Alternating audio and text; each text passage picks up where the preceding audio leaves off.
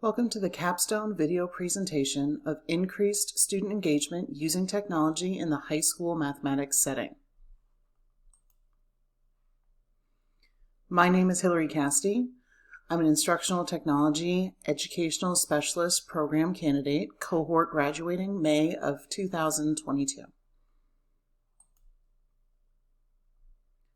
For the presentation overview, I'm going to address four main areas related to the Capstone project: the problem and need, the Capstone project and evaluation plan, the Capstone experience itself, and a reflection on the Capstone project. The problem that prompted this project proposal is increasing student disconnection from the classroom learning experience. We've seen this happen over time. Students have been exhibiting a lack of engagement that is progressively increasing as the pandemic hybrid learning situation continues. The recent pandemic situation of a combination of in-person and virtual learning has highlighted an ongoing issue with student engagement. Students most at risk to not graduate in 4 years are generally the least engaged in classroom instruction. Mathematics classroom engagement is critical due to the Georgia requirement of 4 math credits to receive a high school diploma. Mathematics classroom engagement is also an issue in upper level and high achieving classes. Students who are not engaged would therefore not be working to their highest potential. Students in both the in-person with mass requirements and virtual environments are showing signs of disengagement from the learning experience. Students have historically struggled with engagement in core content classes, with students at risk and gifted students particularly susceptible to lack of engagement in the typical classroom. Often, differentiation in the classroom is directed towards academic ability and not level of engagement. We see that both struggling students have a failure to engage due to a lot of reasons: intimidation, lack of foundational knowledge to enter problems, lack of confidence in their overall skill, where gifted students tend to be disengaged because they're not challenged enough, or they don't find relevance in the problem, or they don't find a personal connection. So all students are affected by lack of engagement in terms of reaching their highest academic potential.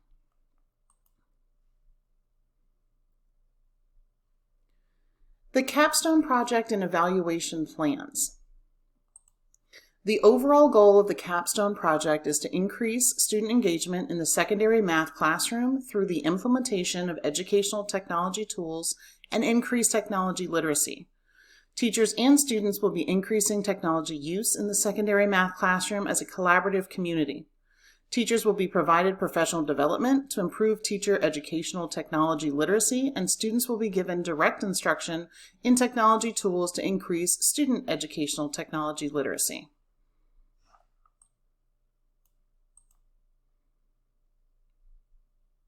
Objectives of the Capstone project.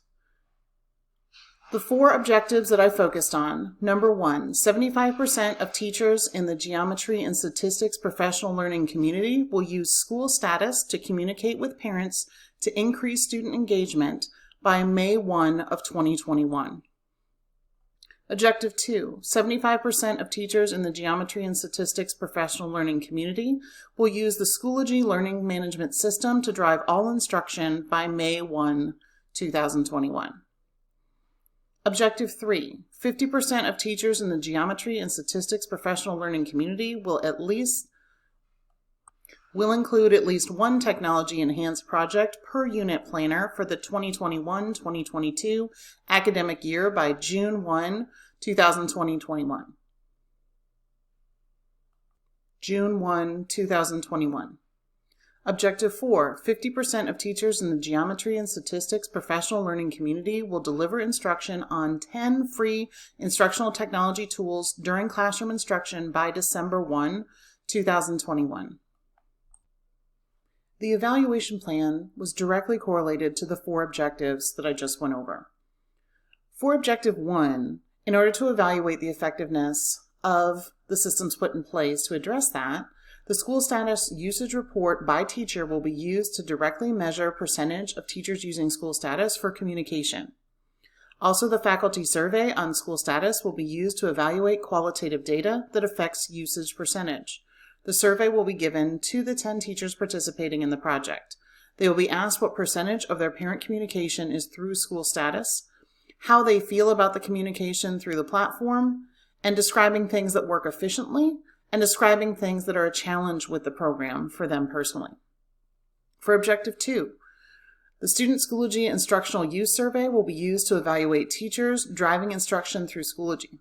Students in all geometry and statistics classes will be asked a series of questions to evaluate how much of the course is being delivered through Schoology Learning Management System.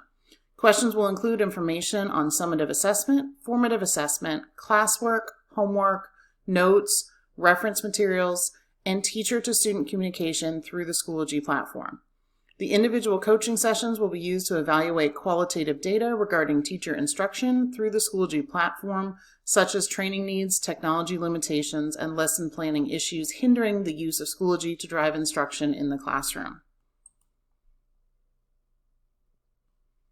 For Objective 3, the IB and GSE PLC created unit planners and teacher agreements will be used to evaluate the percentage of teachers individually, including enhanced technology projects per unit planner. Teachers' uploaded documents to the shared resource folder will provide qualitative data about the type of technology projects teachers are comfortable with, the level of technology rigor expected for the student population, and the current teacher preferred technology tools. Objective 4 will be evaluated using the Technology Tool Use Survey to measure the percentage of teachers delivering instruction on the 10 free technology tools. Teachers will be asked questions regarding the student performance on each technology tool module measured by end-of-module quiz results, student qualitative feedback, issues with the technology tools, and teacher feedback on delivering the learning modules. Student work evaluation to identify exemplars will provide further information regarding the effectiveness of the technology tools learning modules. Students in the secondary mathematics classrooms will be surveyed to assess levels of engagement in the classroom during work with technology tools and during work without technology tools. The Capstone experience I broke out into 3 separate sections: the outcome, barriers that were encountered, and follow-up. The outcome of the project was overall positive. Almost all of the planned objectives were met at or above the designated percentages. The deliverables created from the project will provide a template for future use of technology tools in the classroom. The objective regarding delivering instruction on the 10 free technology tools was not successful at the desired percentage outcome. Students' transition back into the classroom required a significant level of personalized and small group remediation, which did not allow time for direct instruction on technology tools, specifically in the geometry setting.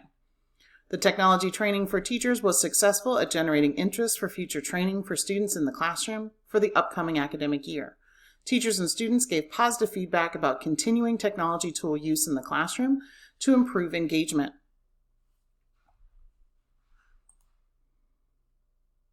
Barriers that were encountered. The largest barrier to completing the Capstone project was the initial technology burnout from the virtual learning phase identified during the face-to-face learning phase. Students, parents, and teachers showed signs of technology burnout for the first quarter of the school year. There was little interest in learning or implementing new technology tools, and there were some negative responses to using technology at all when the students first returned to the building. There was a culture of stakeholders just wanting to get back to normal, which was described as traditional textbook worksheet lecture.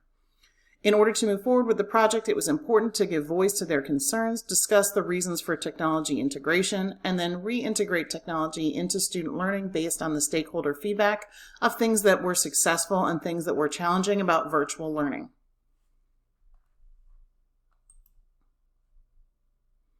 For follow-up, the work that I have started with my Capstone will be continued at the classroom level through the work of the content area PLCs and at the school level through the work of the LMS expert team.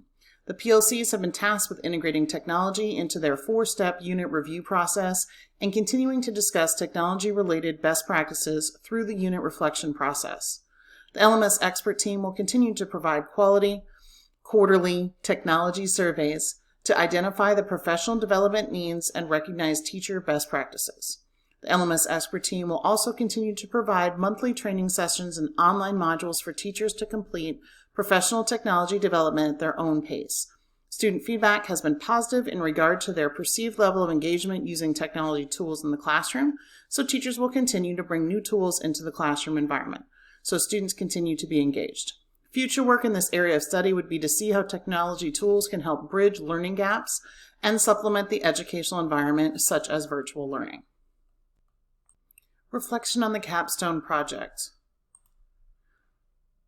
Personal reflection, I learned about the structure and planning related to technology facilitation and leadership from the Capstone project. Through my coursework, I was able to bridge the gap in my understanding from basic technology and software available in the classroom and instructional coaching from prior experiences to the diverse environment of instructional technology facilitation and leadership. The Capstone project allowed me to combine the learning from the coursework with identified needs in the classroom to develop a solution from start to evaluation using educational technology to support teaching and learning. As I worked through the Capstone and shared my research with members of my PLC and leadership, I was able to get others excited about increasing the variety of ways we use technology in the classroom. We were able to progress beyond using technology to make more engaging direct instruction into improving student technology literacy to enable them to create more meaningful and engaging academic projects. Reflection on my Capstone experience provided valuable insight into things I would do differently.